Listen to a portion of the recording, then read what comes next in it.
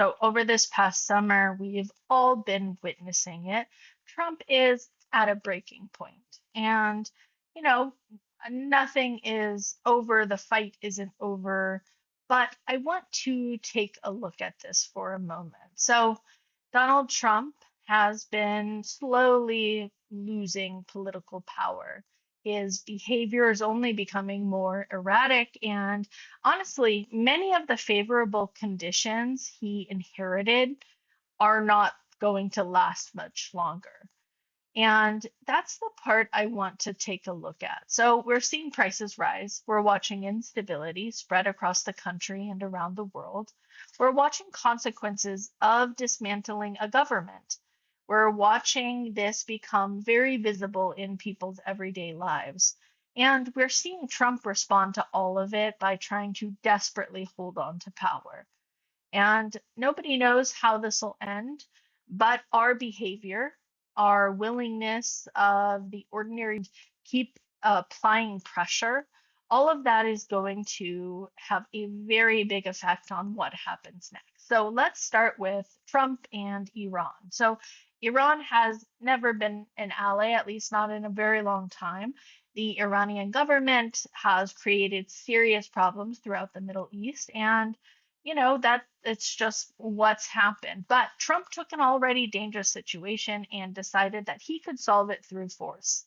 After the administration believed its January operation in Venezuela had been quick and successful, Trump apparently believed he could produce a similar result in Iran. So, on February 28th, the US and Israel launched strikes against Iran.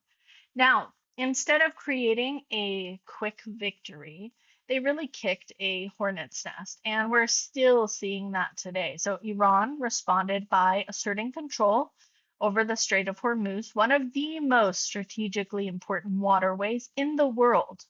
A massive share of the world's seaborne oil and fertilizer normally passes through that channel.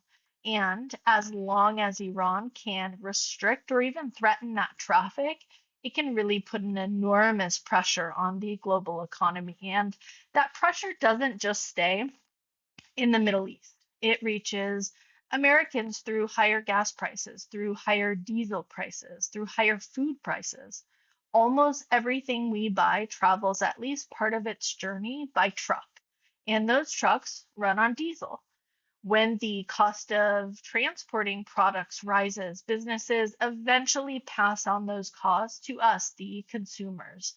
So, fertilizer disruptions also affect farmers, and those costs make their way into our grocery stores. And Trump and his advisors, they continue to insist that they have, you know, uh, they've put a ton of damage on Iran, and they have, but military destruction is not the same thing as achieving a political solution.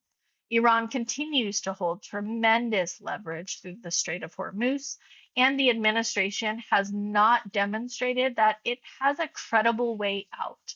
Trump signed a hastily assembled memorandum of understanding on June 17th. This temporarily addressed shipping through the strait.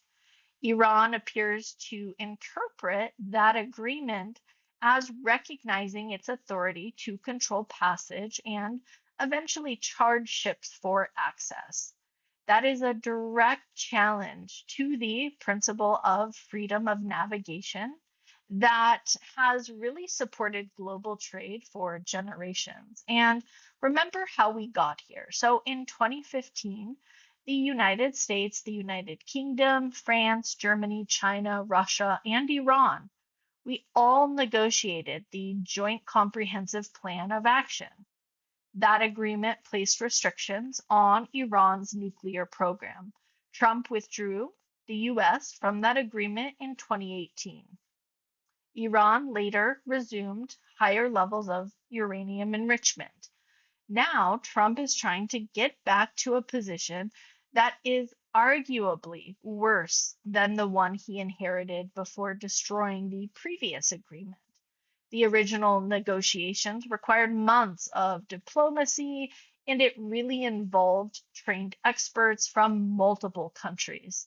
Today, Trump has relied heavily on family members, on loyalists, on business associates who honestly, they don't compare when it comes to diplomatic experience. And at the same time, the US has been using oil from the Strategic Petroleum Reserve to sort of soften the effect of supply disruptions. The reserve exists to provide a buffer during emergencies when the oil market is severely disrupted, but it isn't unlimited. Once that oil is released, replacing it takes time, it takes money. And while the US produces a tremendous amount of oil, the type of crude produced here doesn't always match what American refineries were designed to process. We still operate within the international oil market. We're not isolated from global prices simply because we produce oil domestically. Now, the threats are escalating again. Trump has discussed attacking Iranian power plants, bridges. Civilian infrastructure is supposed to be protected under international humanitarian law unless it's being used for a qualifying military purpose. And, this is not happening. This just isn't happening. This is an attack and should constitute as a war crime. Iran itself has reportedly threatened to respond by encouraging its allies, including the Houthis in Yemen, to disrupt another crucial shipping route. And the strait connects the Red Sea to the Gulf of Aden and the broader Indian Ocean. And its traffic through both the Strait of Hormuz and the Bab el Mandab were seriously disrupted. And the consequences for energy prices, the consequences for shipping, and even the global economy in general really could be catastrophic. So Trump is blustering, he's threatening, but there is no real easy military solution. And I think he feels that. Getting out of this will require patience. It's going to require diplomacy. It's going to require skilled negotiations and probably an acknowledgement that the administration badly miscalculated. That crisis is hanging over everything. At home, we're even seeing renewed public anger over the administration's way that they're handling this and everything else that should be a priority. This administration is not getting it done. They don't want to acknowledge or even take accountability for anything they've gotten us into.